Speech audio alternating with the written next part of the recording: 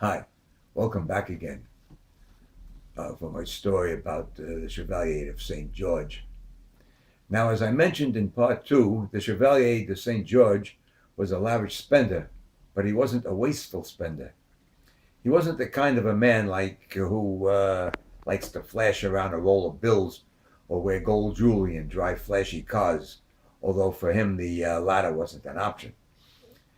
He would never throw his wealth in other people's faces, but instead he was sensitive to the hardships of others and would use his wealth to alleviate their hardships.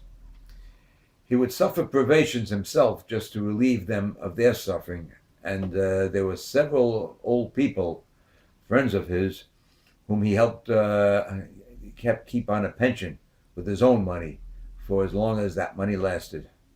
But his nobility of character never shone brighter than when he received his humble black mother, whom he would never forget was once a slave when she came to Paris. He took her to the most brilliant salons, presented her to his aristocratic friends, and let every one of them know that whoever snubbed her would be forever snubbed by him. Who refuses her refuses me, were his exact words. Now, getting back to his talents, a publication known as Biographie de Musiciens has listed his works, which include the St. George Minuet, two operas, several symphonies, and a comedy. Fil Garçon.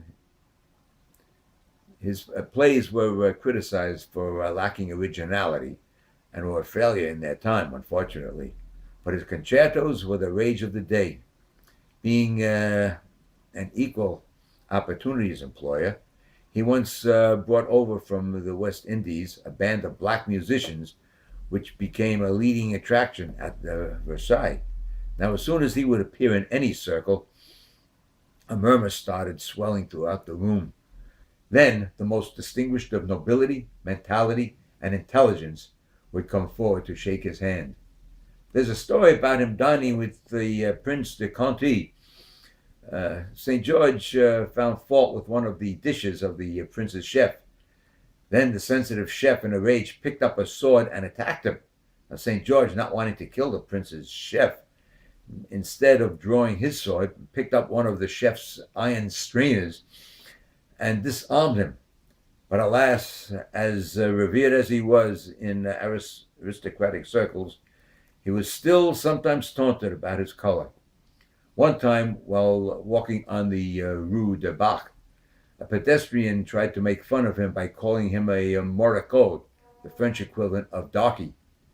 St. George then seized him by the scruff of his neck, rubbed his face in the gutter, and saying, "Look at you now, you're just as black as I am." There was also a far more serious instance of racial discrimination directed against him in the year 1776. At this time, the Royal Academy of Music was under the direction of the city of Paris, and St. George, who was already the director of a musical company, wanted to make it the Academy into a national theater. Now, because of his reputation, he was easily able to find a group of entrepreneurs who were willing to finance the project.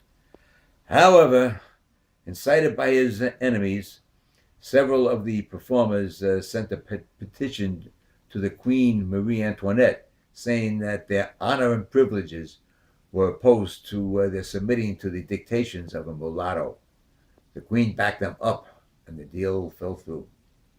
It was very disappointing, this incident, especially since Antoinette had been one of the warmest admirers of St. George. But St. George had been very friendly with the Duke of Orleans, who, although he was the brother of the king, was also his leading opponent.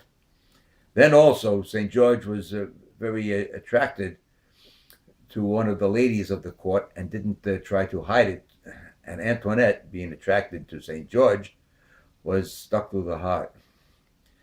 There was still another incident when St. George was snubbed because of his race and illegitimacy. The Duke of Orleans once sent him to a group of emigres who had left the court due to discontentment, in hopes that he could win them back, and they refused to see him. mourn the Chevalier of St. George later.